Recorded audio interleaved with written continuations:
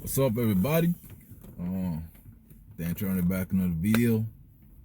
Yeah, man, we back at it. Anyways, if you're new to the channel, please like, subscribe, all that good stuff. Share the video. Anyways, I'm gonna drag it too long. If you're a continuous subscriber, keep liking the videos, keep subscribing. Say if you got any comments, let me know. Say you can message me on Instagram if you need help, and stuff like that. I know a lot of people have been doing that. But anyways, today I'm going to talk about some things that I don't like about this car. Now, I could realistically only think about 6 things that I didn't like.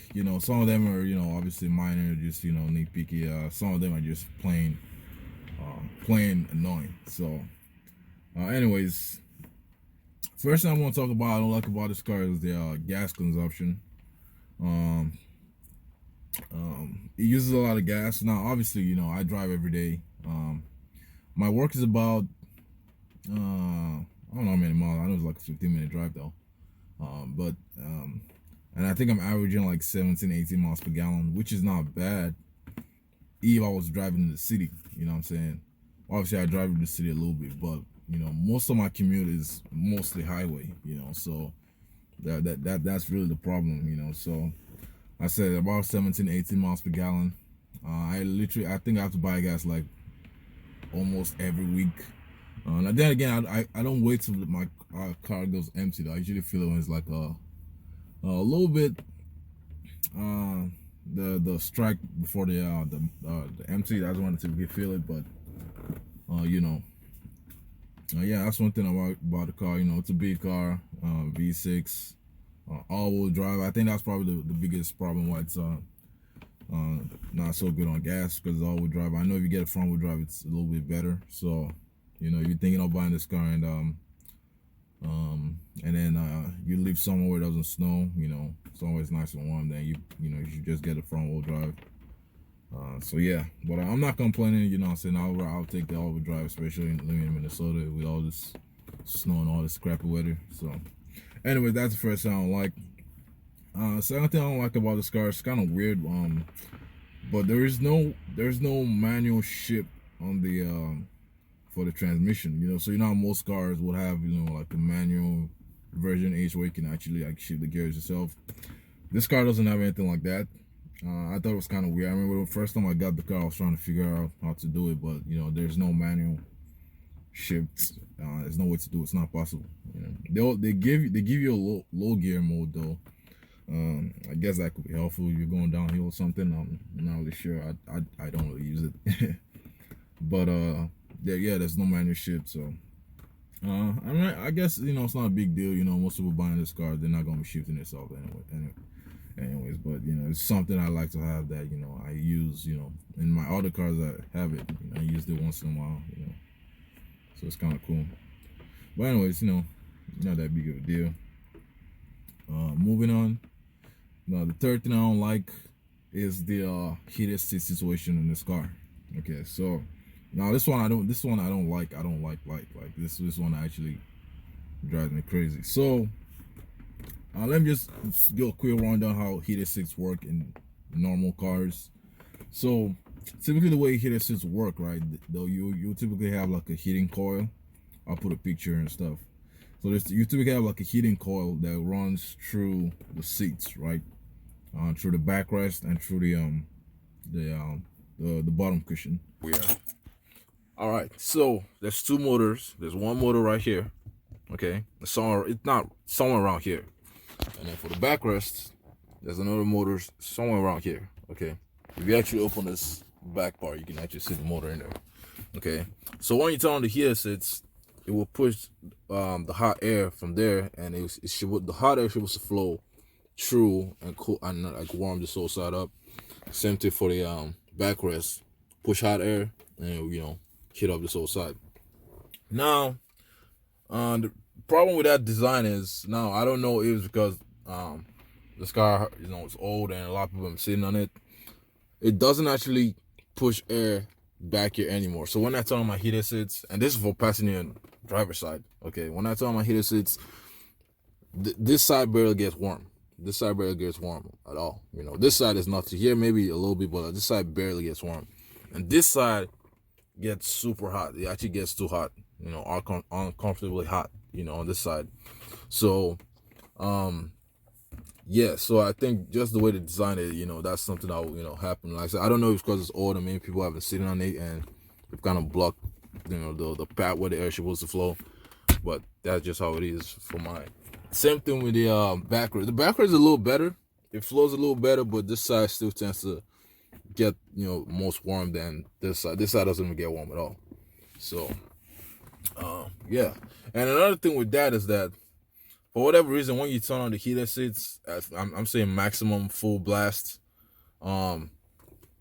this side blows hot air a lot faster than this side. So this side is actually blowing like a maximum setting, but this side blows on like low setting.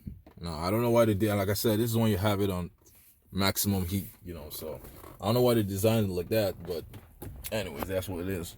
Now for the rear, you know, it also has heated seats. Kind of cool. I think this one actually has regular heating coils in it.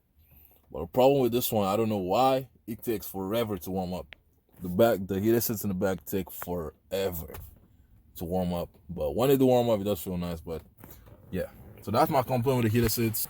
One of the reasons why I think they did like that in the front, because, you know, the car does have heated and cooled seats. So I think they did it that way because that when you turn on your cool seats, it blows cold air through the seats. So I think they did it that way. So that way, they only use one motor to power both heating and cooling, which kind of makes sense, you know. Maybe more, you know, efficient that way instead of having a heated coil and then having fans. So, but I don't know how it works, but I think that's why they did it that way. I know that's how pretty much every Lincoln vehicle does it. So I know the newer Lincolns are also the same thing. So, but you know, it is what it is. It's, you know, it's not that big of a deal. So, well, yeah. Moving on, the next one is the gauge cluster. Now, this one I hate. I don't like this. I thought it would grow on me, but you know, it just gets worse. Part of it is just the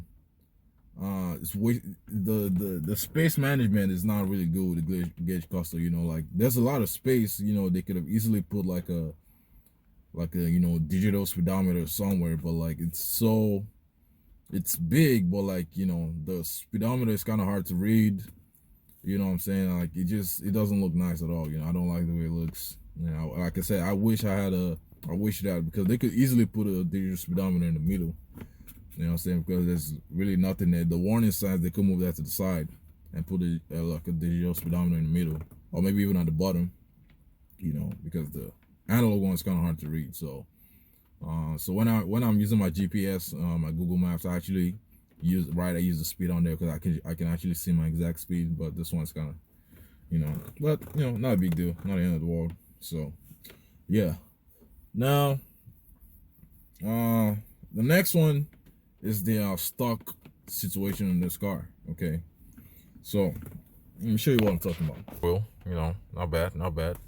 Now, typically, most cars would have two stocks. So you have one stock coming out of here, and you have another one coming out of here. Typically, this one will be for like wipers and all that, and then this will be like turn signal, or maybe turn signal and wipers. You know, vice versa. You know what I'm trying to say. So, but with this car, you know, obviously there's nothing on this side. There's no stock on this side. You only got this one right here, and this one controls everything. It controls the front wiper. So yeah, it controls the front wipers, the rear wipers, the pretty much everything. You know what I'm saying? So, and I say, oh, that's not a big deal, right? The only issue I have with that, and I don't know, maybe because I'm still trying to get used to it. This has happened a lot. Okay, when I'm driving, it's usually at night. I don't know why. When I try to signal, okay, when I'm driving, you know, really fast, and I try to signal, I end up flashing the person in front of me. Because when I want to hit it, I try to hit it fast. I end up flashing the person in front of me because I said this controls everything, even the high beams. You know, a lot of times, like I want to turn, you know, change lane real quick, and I hit it real hard, and then I hit the high beams, and I flash the guy in front of me, and like, you know, I was like, oh shit, my bad, like I wasn't trying to flash you or anything. You know, so I kind of wish they, you know, made another one for, you know, so like it just seems very, very cluttered because like there's so many things on there, you know. Once you understand it, like I pretty much know what everything does. but you know, it just feel really cluttered. You know, like I said, you got space here. I don't know why they couldn't make a second stock, but you know, it's not a, you know, not the end of the world. But yeah, for the last thing that I hate, now this one I really hate. I hate this. Whenever, so you know, I don't know if this is I don't know if this is an SUV thing. I had a Cadillac SRX in the past, and I didn't have this issue with that, and that's a big SUV also. But whenever I, like I said, here in Minnesota, it's cold as hell. When I turn the heat on, you know what I'm saying, you know, I get nice and comfortable in the front, you know what I'm saying, you know, we got all these vents and everything, so I get pretty warm, you know, pretty quickly. But in the back, different story, you know what I'm saying. It, like I could have the heat all the way up to 90 degrees, and I'm like scorching hot in front, but in the back it's still cold as hell. Now, I don't know why that is. I'm guessing probably because there's not a lot of vents back there. I mean, you do have some vents in the center console at the back. We just blow hot air, but you know, obviously it's not blowing air enough because, like I said, it gets really cold back there. It has heated seats, but like I said, the heated seats takes forever to warm up. Even when it's warmed up, you know, I sat back there one time. Even though when it's warmed up, I was still like cold. You know, I still felt cold. I wasn't comfortable at all. I kind of wish they put like vents on, maybe like the pillar, some on the pillar, or maybe on the I don't know, but I kind of wish there was more vents there to blow hot air, because you know it's you know it's I don't know, it's always cold back there. You know, you want to have the heat all the way turned up, and this is after the car's warmed up. This is after I've been driving for like 30 minutes or so. So yeah, if you have kids, I don't know if that's probably something to, you know, keep in mind, you know, because, you know, obviously you don't want to be driving when it's cold and you're nice and comfortable in the front, but in the back your kids are freezing, you know. So that's something I recently found out. So I don't know, you know, and all the vents are working. I verified and make sure all the vents are working and blowing out air. I mean, when I say all the vents, I mean this vent.